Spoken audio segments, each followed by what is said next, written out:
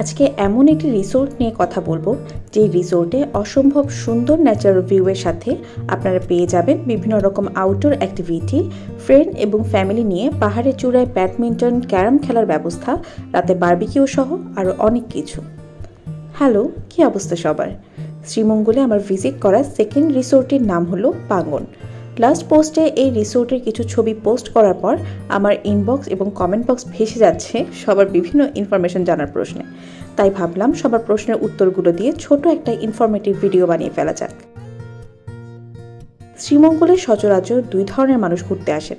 কেউ আসেন এই চায়ের শহরের বিভিন্ন জায়গাগুলোকে এক্সপ্লোর করতে, আবার কেউ আসেন কর্মব্যস্ত জীবনের ফাঁকে ছুটির দিনটাকে প্রকৃতির মাঝে একটু রিল্যাক্সে কোনো একটি রিসোর্টে কাটিয়ে দিতে। যারা দ্বিতীয় দলের মানুষ, পাঙ্গন রিসোর্টে যাওয়ার জন্য আমি তাদেরকেই সাজেস্ট করব। কারণ শহর থেকে বেশ অনেকটা দূরে হওয়ার কারণে এবং যাওয়ার রাস্তাটা খুব একটা ভালো না হওয়ার কারণে আপনি রিসোর্টের থেকে অন্যান্য জায়গা ঘুরে বেড়াতে একটু কষ্ট হতে পারে। আবার রাস্তা একটু খারাপ হওয়ার কারণে বর্ষাকালেও কিন্তু বেশ বেগ পেতে হবে। তবে শীতকাল এই রিসোর্টে যাওয়ার জন্য পারফেক্ট সময়।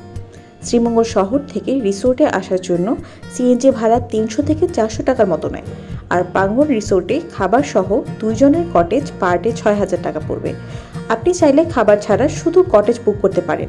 সেই ক্ষেত্রে দুইজনের কটেজ 4000 এবং ফ্যামিলি কটেজ 5000 টাকা পার ডে। আর কমপ্লিমেন্টারি হিসেবে ওয়েলকাম ড্রিঙ্কস এবং ব্রেকফাস্ট তো আছেই।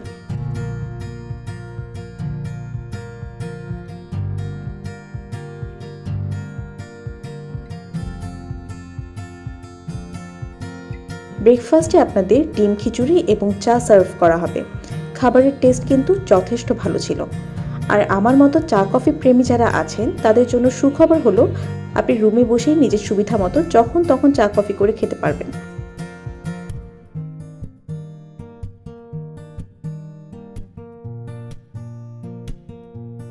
রাতে বারবিকিউ করতে চাইলে অবশ্যই সন্ধ্যার মধ্যে তাদের জানিয়ে রাখবেন। এই রিসোর্টের বারবিকিউ আমার কাছে বেস্ট মনে হয়েছে। রাতে বারবিকিউ খেতে খেতে আমরা মুভি এনজয় করেছি। চাইলে আপনারা বাইরে বসেও খেতে পারবেন।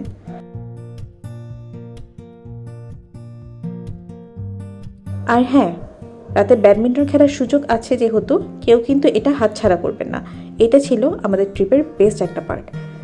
সারাদিন রিসোর্টে থেকে বিভিন্ন ডেকোরেটেড কর্নারে গিয়ে ছবি তুলে 3টা পার করে দিতে পারবেন। আরও কোনো ইনফরমেশন যদি আপনাদের জানার থাকে তাহলে অবশ্যই কমেন্ট বক্সে লিখে পাঠাবেন এবং ভিডিওটি কেমন লেগেছে তা জানাতে কিন্তু ভুলবেন না।